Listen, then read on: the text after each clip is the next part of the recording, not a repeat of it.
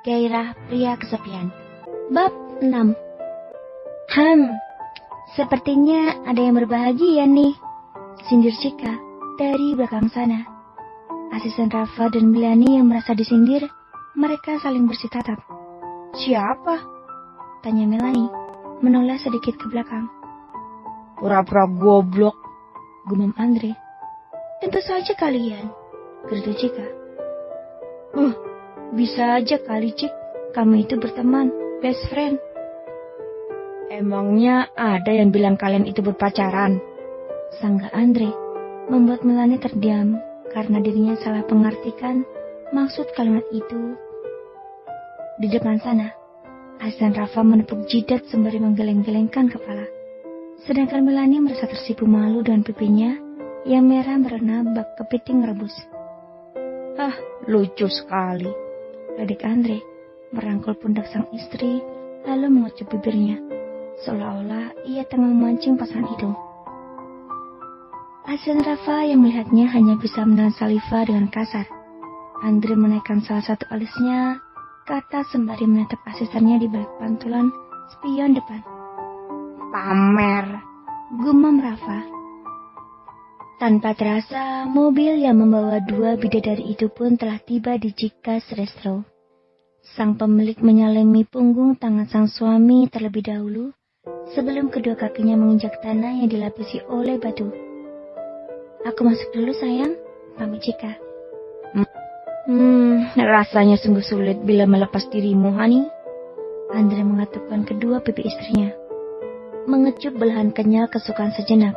Dua orang di depan yang menatapnya sekilas pun dibuat terpelongok. Bisa-bisanya menunjukkan kemesraan di depan mereka.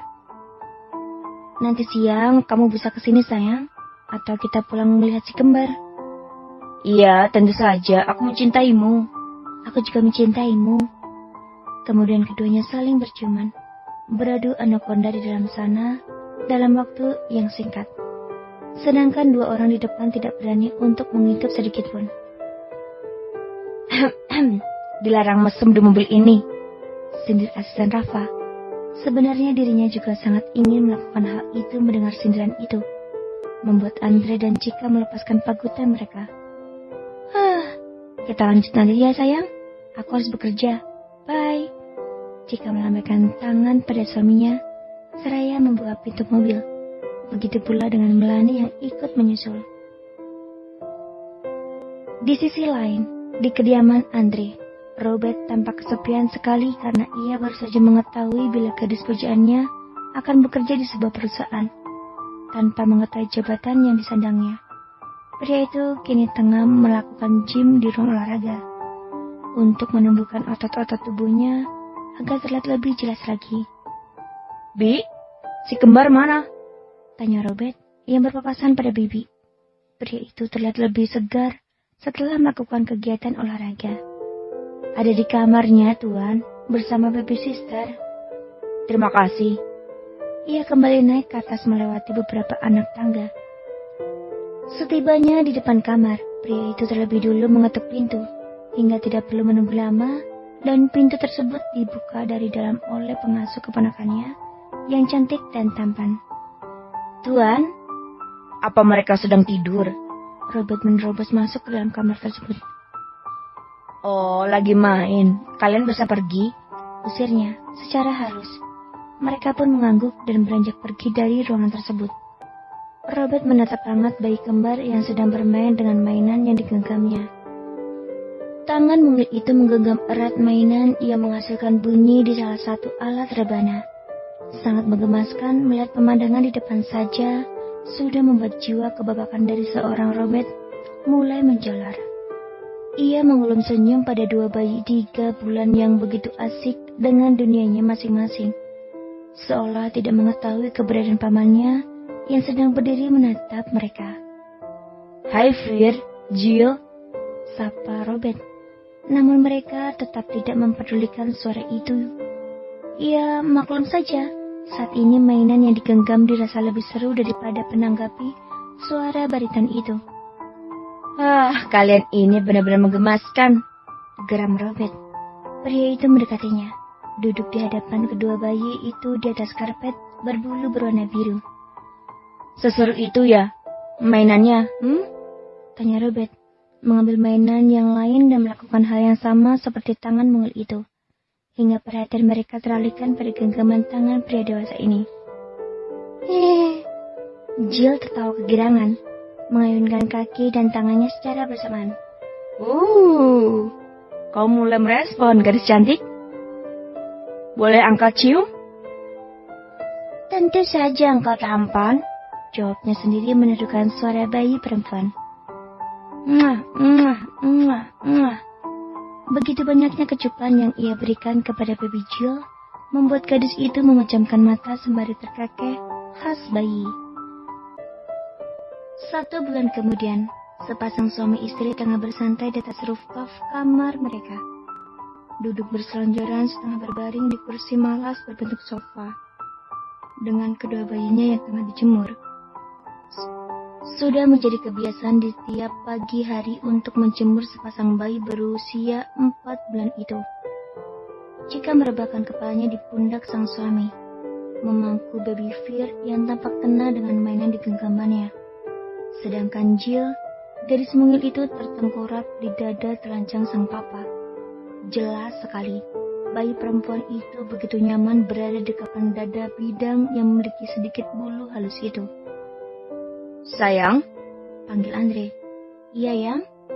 Kamu tahu kita belum pernah mengadakan resepsi pernikahan kita? Iya, lalu? Cika menegapkan tubuhnya menatap wajah tampan suaminya. Aku ingin kita adakan resepsi. Bagaimana? Tanya Andre. Apa harus? Toh semua orang sudah mengetahui aku adalah istri keduamu, ujar Cika. Kurasa harus. Tidak mungkin kita nggak buat acara. Hitung-hitung memanjakan perut karyawanku dan undangan lainnya, ucap Andre sembari tersenyum. Ya, aku terserah padamu saja, Yang. Tapi anak-anak? Gampang. Baby sisternya kan ada. Tinggal kamu siapkan stok asimu banyak-banyak. Andre menatap dua gundukan sang istri yang begitu menonjol dari balik tank top yang ia kenakan. Jangan seperti itu menatap harta anak-anakku. Cika menutup lidahnya dengan sebelah tangannya, menatap pria itu dengan tajam. Itu hartaku terlebih dulu. Andre tidak mau kalah. Shh, pelankan suaramu, lihat Jill terbangun. Erang Cika. Andre langsung mengusap punggung putrinya hingga kembali terlelap di tubuh hangat itu. Sedangkan baby Fear, bayi lelaki itu mulai bergeliat di atas tubuh Mama Cika, merengek sembari menyentuh dada itu. Mimi, pintanya. Fear mau Mimi ya? Baiklah sayang, kau memang pintar. Cika mentoel hidung mancungnya, lalu mengeluarkan salah satu harta karun itu dan memberikannya pada Fear. Membuat Andre menahan salivanya dan kasar melihat keras kusan putranya yang langsung menyambar putingnya itu. Cika tersenyum seringnya menatap ekspresi wajah suaminya. Saat Andre berpaling menatap wajahnya, Cika langsung menjulurkan lidah pada pria itu. Andre melotot, seolah istrinya tengah mengejeknya yang telah kalah dari baby boy yang berhasil merampas harta karunnya terlebih dahulu. Beraninya lidahmu itu, perang Andre. Dengan sigap, ia langsung merengkuh kepala sang istri, menekannya ke depan hingga wajah mereka menempel dan sepasang bibir berhasil menyatu. Cika berusaha memukul dada suaminya, namun pria itu semakin memperdalam ciuman mereka. Andre baru saja menghubungi keluarganya di Madrid dan juga di Bali, bahwa dirinya akan melangsungkan resepsi pernikahan sekitar 1 minggu lagi. Sontak saja reaksi mereka sangat bahagia sekali, mengingat pria itu dan istrinya terlalu sibuk dalam mengurus usaha masing-masing. Dan mungkin kinilah saatnya acara itu akan berlangsung. Setelah 1 tahun lebih rumah tangga itu berjalan dengan dipenuhi lika-liku sandiwara dan ujian perasaan yang menyesakkan hati sepasang insan ini. Andre mengecup pipi istrinya setelah menyimpan ponsel di dalam saku celananya. Mereka akan berangkat besok. Besok? Sesemangat itukah? Cika menggeleng-gelengkan kepala. Iya sayang, dan kita bisa meninggalkan baby untuk berbulan madu sebelum resepsi pernikahan. What? Cika terbeblak. Nggak jauh-jauh kok, hanya di Pantai Ancol. Kita check-in di resort sehari saja. No. Aku tidak bisa meninggalkan mereka. Cika menolak. Ayolah, aku bisa membantumu menjedot ASI itu. Andre menggerlingkan matanya. Plak. Cika menjitak kepala suaminya, membuat Andre meringis kesakitan. Ada-ada saja. Ayolah sayang. Baiklah. Cika menurut. Yes, kalau gitu aku hubungi Rafa dulu. Hari weekend begini tidak akan aku biarkan dia bersantai. Mau kamu apain dia? Cika mengernyit heran. Tentu saja untuk memesan undangan dan mengurus WO di gedung hotel, ucap Andre. Ia kembali merogoh ponselnya. Kenapa tidak kamu saja? Aku ingin menghabiskan waktu bersama si kembar sayang, lirih Andre. Jika hanya dia membiarkan suaminya melakukan sesuka hati, toh dia yang berkuasa atas segalanya bukan? Uang selalu menghiasi hidupnya. Dan juga, memang benar, setiap weekend sepasang suami istri itu memberikan perhatian ekstra untuk kedua buah hatinya.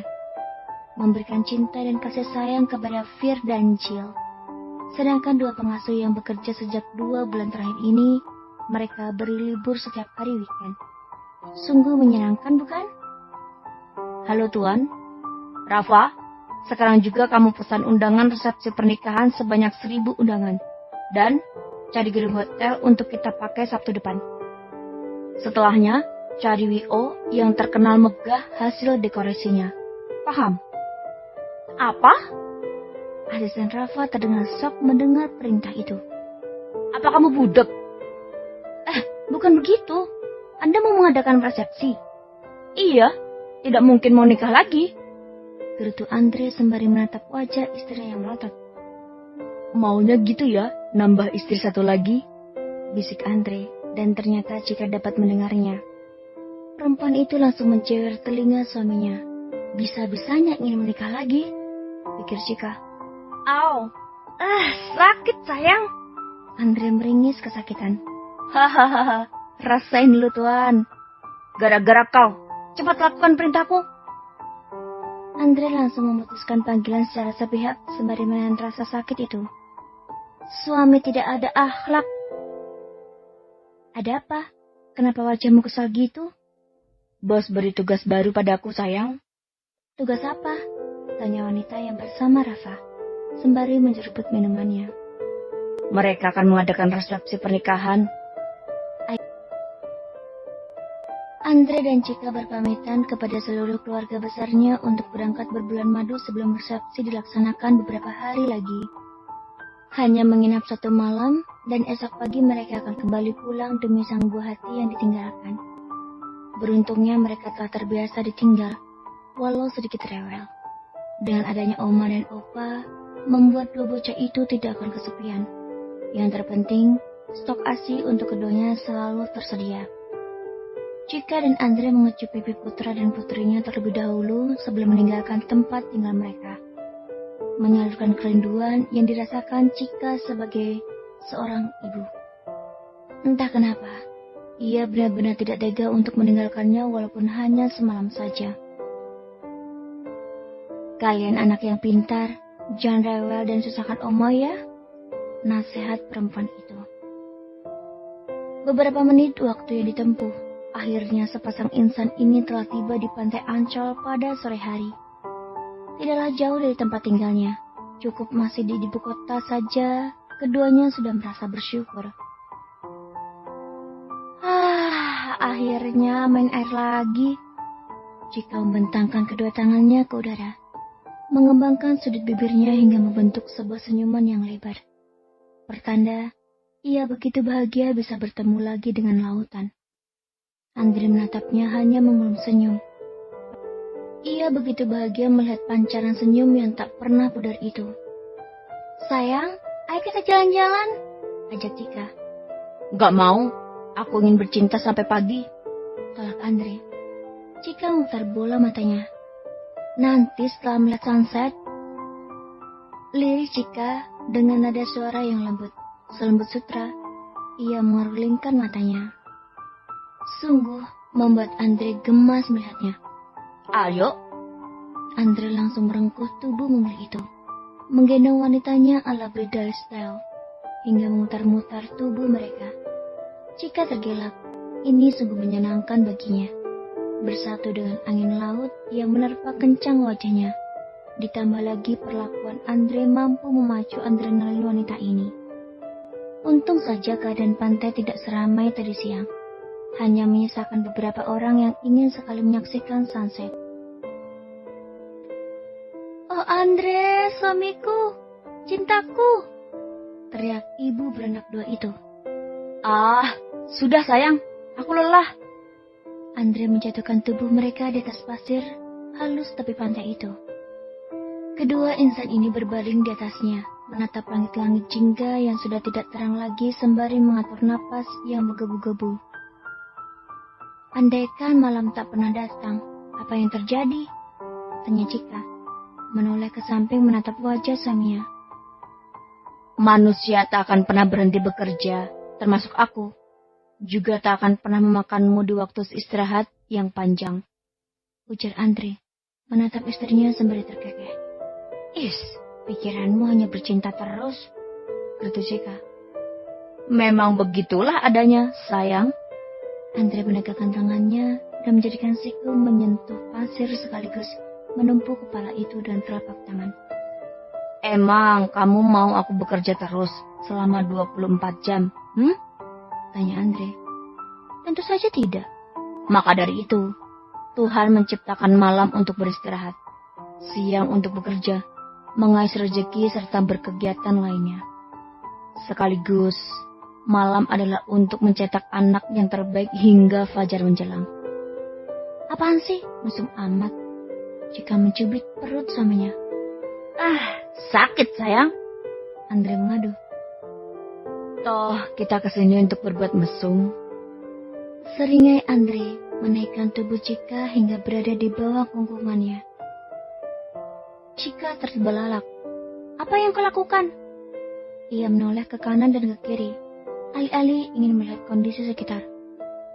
"Tidak ada orang sayang, kita berada jauh dari kerumunan," lirihnya, langsung menenggelamkan bibirnya pada bibir sang istri, memagutkannya dengan lembut, menyatukan anakonda milik mereka di dalam sana, sekaligus bergulat lincah dengan memberikan gelenyar memabukkan atas penyatuan saliva mereka. Chika mengalungkan tangannya di leher sang suami, salah satu tangannya menekan kepala Andre untuk lebih memperdalam lagi ciuman mereka. Tidak ada lagi kelembutan. Sensasi yang luar biasa mampu membuat penyatuan itu berubah kasar dan buas. Bersalbu.